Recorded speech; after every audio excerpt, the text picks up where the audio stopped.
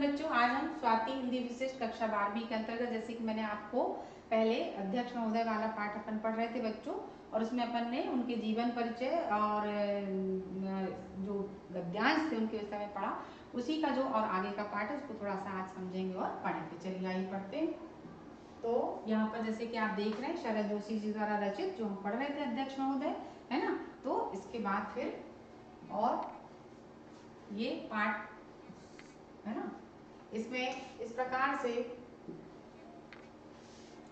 अध्यक्ष महोदय शरद जोशी द्वारा निबंध और पाठ 4, तो ये मैं आपको पहले बता चुकी हूँ। चलिए आगे इसमें जो आगे का जो गद्यांश है उसको हम पढ़ेंगे और समझेंगे। इसमें जैसे दिया है कि उनके दिमाग की हालत उस नौरतन चटनी की तरह हो जाती है जिसके काजू और किशमिश का स्वाद एक हो जाता है, सब में एक सा मजा आने लगता है। उनके दिमाग की हालत उस नौरतन चटनी की तरह हो जाती है जिसके काजू और किशमिश का स्वाद एक हो जाता है, सब में एक सा मजा आने लगता है।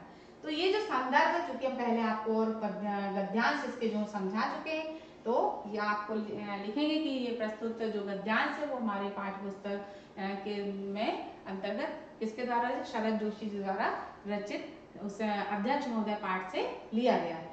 तो ये आप लिखिएगा इसको। फिर इसके आता है, देखिए इसका प्रसंग क्या चल रहा।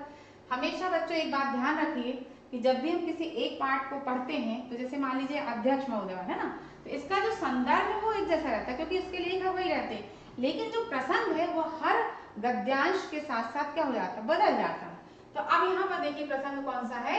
अच्छा अध्यक्ष वह है जो विषय की गहराई व उसके मूल भाव को समझे बिना हर विषय पर एक ही प्रकार की गोल गोल बात कहकर अपनी जिम्मेदारी की इतिश्री मान लेता है। अच्छा अध्यक्ष वह है जो विषय की गहराई व उसके मूल भाव को समझे बिना हर विषय पर, एक विषय नहीं हर विषय पर ही एक प्रकार की गोल गोल बात कहकर अपनी जिम्मेदारी की तिसरी मान लेता है। ये जो पढ़ रहे बेटा वो एक व्यंग है, तो आप समझिए इस चीज को। फिर आप देखिए इसकी व्याख्या पढ़ेंगे। जोशी जी ने अध्यक्ष के ज्ञान भंडार व भाषण योग्यता पर, ये जैसे कि मैंने आपको बताया, व्यंग करते हुए कहा कि जो अध्यक्ष सर्वज्ञ ईश्वर के समान ज्ञानवान बनकर हर विषय पर अपने भाषण को एक ही ईश्वर का रूप प्रदान कर देता है, जैसे ईश्वर एक है उसका भाषण विषय अलग होने पर भी एक है।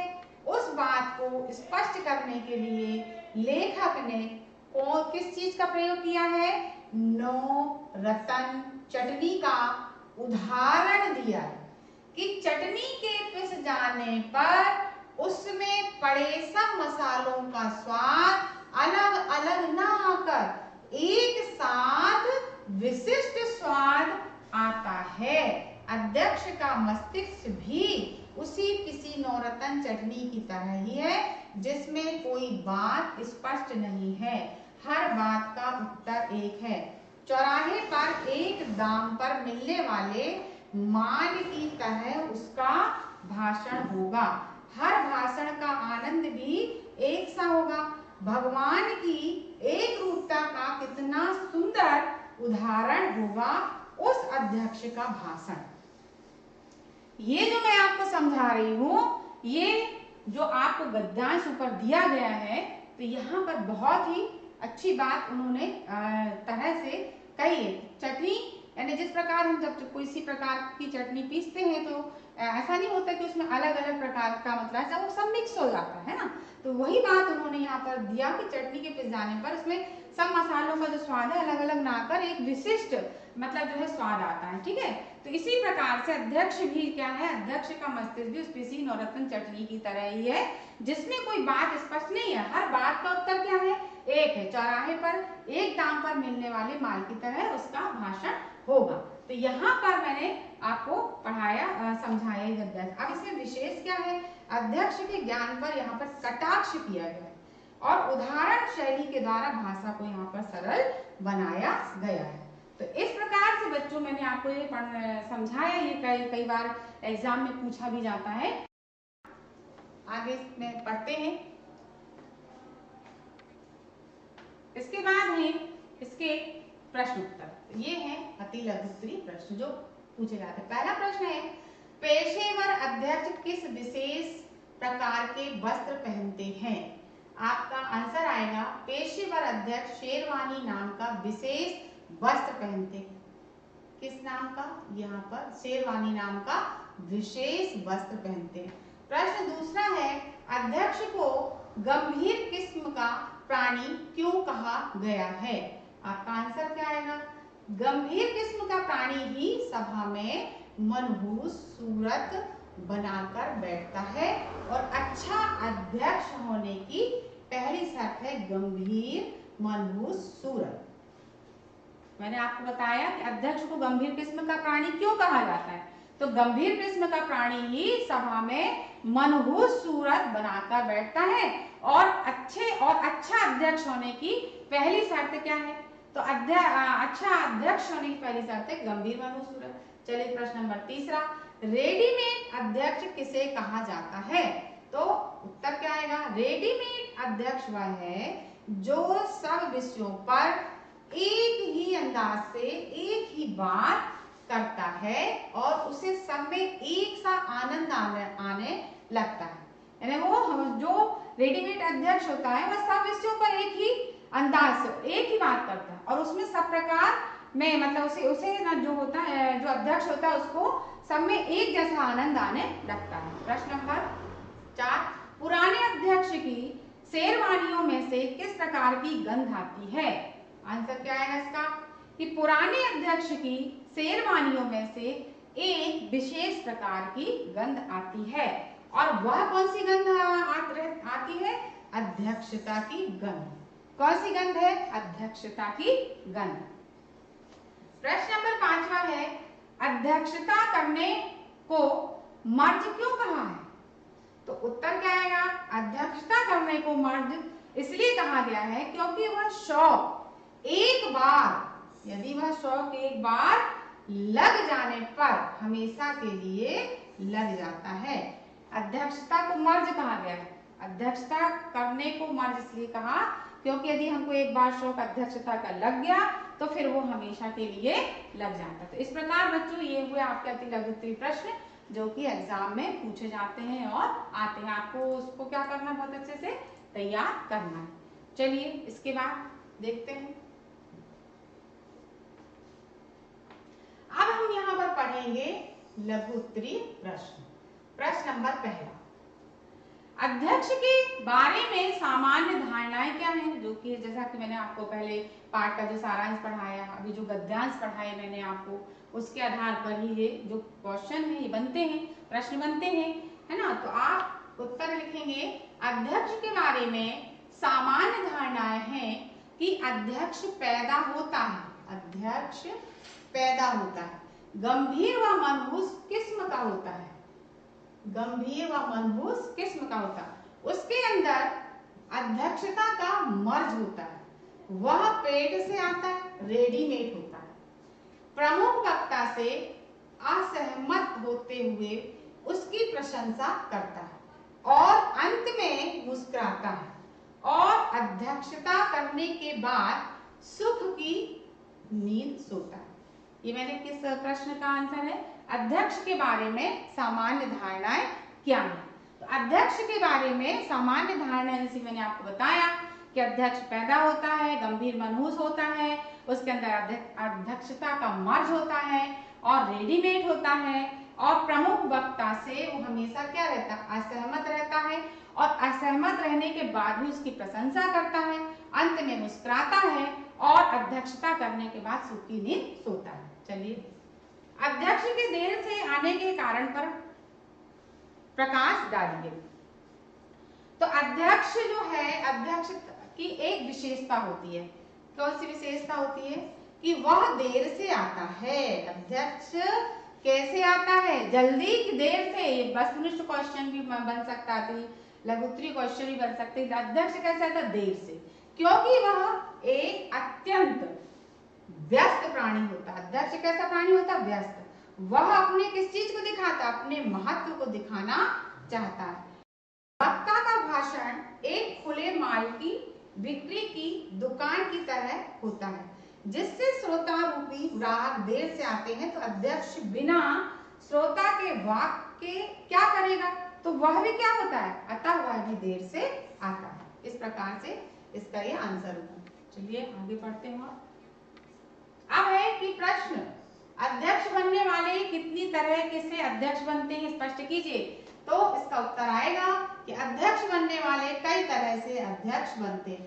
कुछ चौंककर अध्यक्ष बनते हैं, कुछ सहज अध्यक्ष बनते हैं, कुछ दूल्हे की तरह बनते हैं, लजाते मुस्कुराते अध्यक्ष बनते हैं, कुछ यूं अध्यक्ष बनते हैं जैसे शहीद होने जा रहे हैं, कुछ हेडमास्टर की अदा से अध्यक्ष बनते हैं।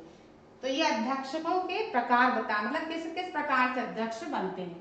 चलिए प्रश्न चौथा, अध्यक्षीय दायित्व का निर्वहन करने के पश्चात अध्यक्ष घर जाकर सुख की नींद क्यों सोता है? तो उत्तर है, अध्यक्षता करने के बाद अध्यक्ष सुख की नींद सोता है। नए नए अध्यक्ष घर जाकर पत्नी को अध्यक्षता काल के विषय में दोहराते हुए सुख प्राप्त होता है। थोड़े समय बाद पत्नी भी सामान्य श्रोताओं के समान चुप रहने लगती है। अध्यक्ष देर रात तक अपने भाषण पर खुद मोहित होकर सो जाते हैं। उस उम्र तक उसकी बौद्धिक नपुंसकता अहम में बदल जाती है। वह सोचता है रात के बाद सुबह होगी और फिर कोई बुलाने आएगा। इस कल्पना में वह सुख से सो जाता है।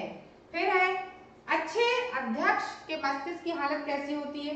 तो अच्छे अध्यक्ष के मस्तिष्क की हालत उस नवरत्न चटनी की तरह होती है जिसके काजू किशमिश का स्वाद क्या होता है? एक जैसा हो जाता है। चलिए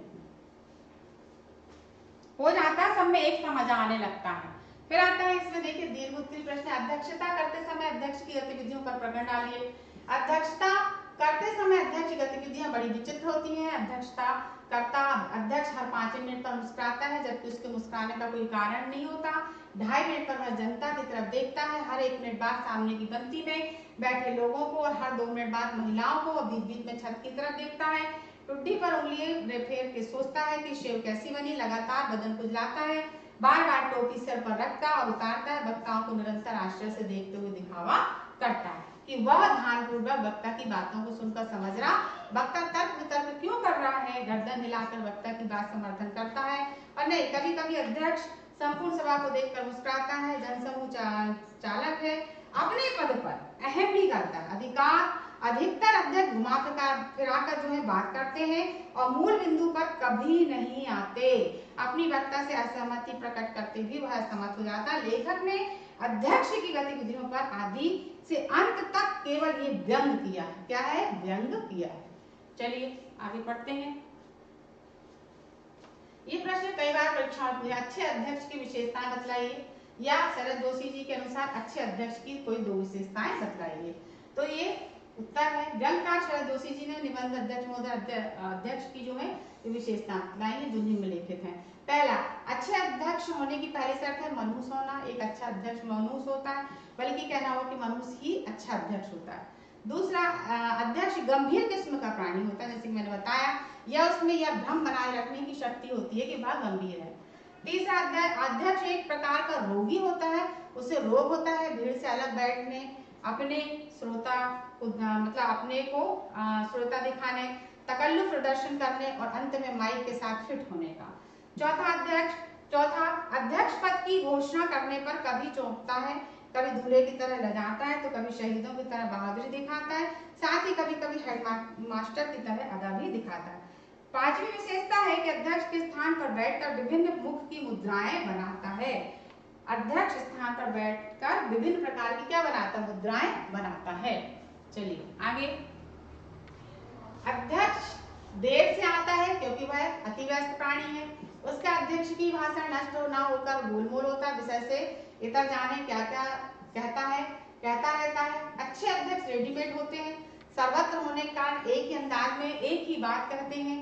अच्छे अध्यक्ष के मस्तिष्क की हालत नवरत्न चटनी की जैसी होती है, जिसमें वो विभिन्न विचार एक सा आनंद लेते हैं। फिर है, अच्छा अध्यक्ष प्रमुख वक्ता से असहमत होता है, बाद में वक्ता कि अस्पष्टता से प्रशंसा करके उसे असहमत हो जाता है।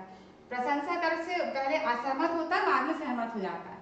सभा के अंत में गंभीरता मुस्कुराते हुए घर जाकर सुख की नींद सो जाता है। चलिए इस प्रकार आगे देखते हैं।